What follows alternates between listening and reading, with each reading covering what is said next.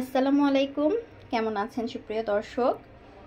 আজকে আমার বাসায় কিছু হাফেজ ইফতার করবে, তাদের জন্য আমি ইফতার বানাচ্ছি। তো এখানে আমি ছোলা সিদ্ধ করে নিতেছি, ছোলার সাথে কিছু আলু সিদ্ধ করতেছি আলুর চপ বানানোর জন্য। হাফেজরা আসবে সন্ধ্যার আগে, তারা এসে কোরআন খতম দিবে, তারপর আমরা সবাই একসাথে ইফতার করব। ছোলা সিদ্ধ হয়ে গেছে, পানি ঝরায় রাখছি। আর এখানে আলুগুলো ছিলে আমি আলুর চপের জন্য ডোলে এটার মধ্যে মশলা দিয়ে নিছি। এই হচ্ছে আমার ফ্রোজেন ডাল, এটা দিয়ে পেঁয়াজু বানাবো। বরফটা গলার জন্য নামিয়ে নিছি, বেগুনির জন্য বেগুন কেটে নিছি, আর পেঁয়াজুর জন্য বেশি করে পেঁয়াজ কাটছি, আর এখানে বেসন গোলাই নিছি। মোটামুটি সব কিছু রেডি, এখন ইফতার ভাজবো। আলুর চপগুলো বানিয়ে নিতেছি, এখনো চুলা জ্বালাই নাই, সব কিছু রেডি করে তারপরে চুলা জ্বালাবো। একটু বড় বড় করে বানাইতেছি আজকে।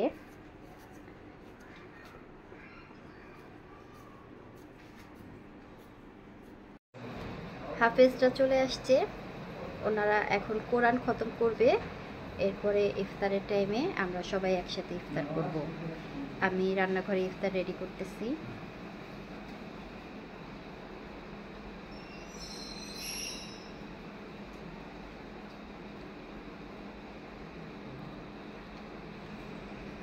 আসছে, কোরআন খতম দেওয়া হবে, দোয়া হবে আজকে।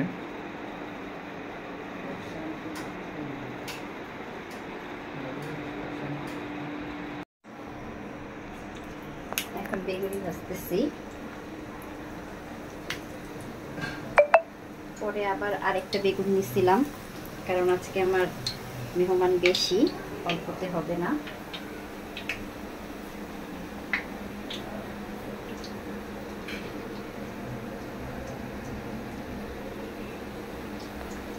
আর এই চুলায় আমি ছোলা বসাইছি, ছোলাটা ভেজে নিতেছি। আজকে ছোলাতে আলু দেই নাই, আমার কন্যারা যখন খায় তখন আলু দিয়ে করি, আজকে তো আর কন্যাদের জন্য করি নাই, এই জন্য আলু ছাড়া।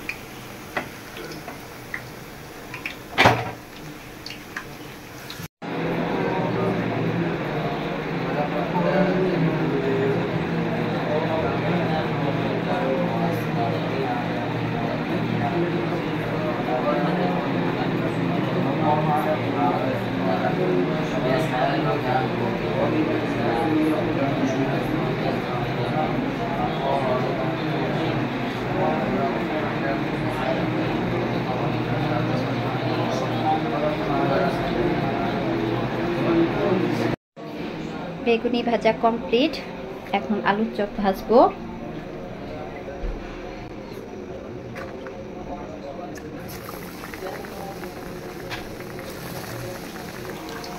আলুর চপগুলো আজকে একটু বড় বড়, অন্যান্য দিন ফ্রোজেন আলুর চপ থাকে, আজকেও ছিল, কিন্তু আজকে আর ফ্রোজেনেরগুলো ভাজলাম না, আজকে নতুন করে বানিয়ে নিলাম।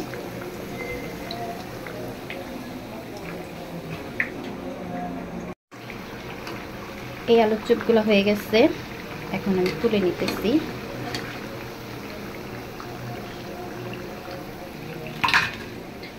বেগুনি আলুর চপ একবারে ভাজা যাইতেছে না, কয়েকবারে ভাজতে হবে, কয়েক ধাপে।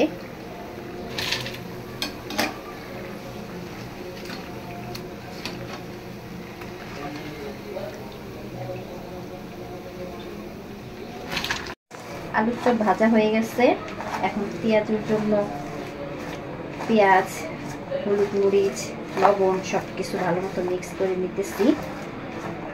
আর এই যে পেঁয়াজুর ডাল,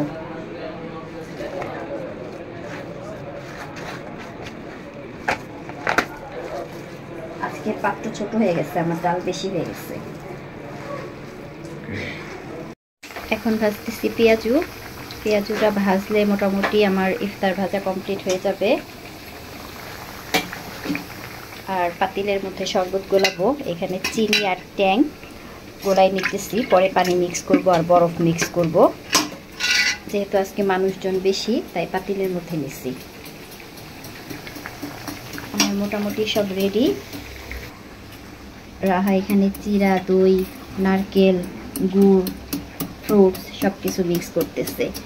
আজকে সব কিছু আমরা রান্নাঘরে করতেছি, যেহেতু হুজুররা কোরআন খতম করতেছে, এজন্য আর টেবিলে যাচ্ছি না। আমার ইফতার ভাজা কমপ্লিট। রাহা দই চিরা রেডি করে বাটিতে বাটিতে চিরা দই নিয়ে নিল, আর রিদি গ্লাসে গ্লাসে শরবত ঢেলে নিল। আরও বাকি ছিল কিছু ফ্রুটস, আপনাদের ভাইয়া ফ্রুটসগুলো কেটে দিল। এখন প্রত্যেকটা প্লেটে প্লেটে ফ্রুটসগুলো দিয়ে দিচ্ছি। আর আমার হাফেজদের সাথে প্রতিবেশীদেরকেও আজকে ইফতার দেওয়া হবে। তো রাহা, রিদি আর আপনাদের ভাইয়া তিনজনে মিলে ইফতারগুলো দিয়ে আসলো। আজানের জন্য আর বেশি সময় বাকি নেই, এর মধ্যে আমাদের কোরআন খতম শেষ হলো, দোয়া এবং মোনাজাতের পর্ব শেষ হলো। কোরআন খতম হয়ে গেছে, এখন সবাই মোনাজাত করবে।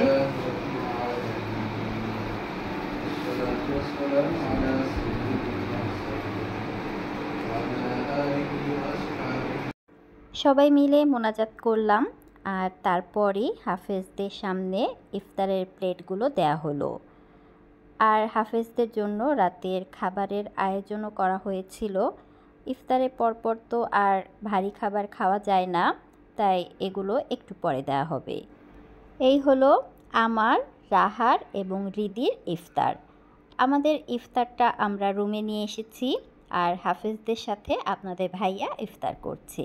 আলহামদুলিল্লাহ, সুন্দরভাবে কোরআন খতম এবং দোয়ার আয়োজন হয়েছিল।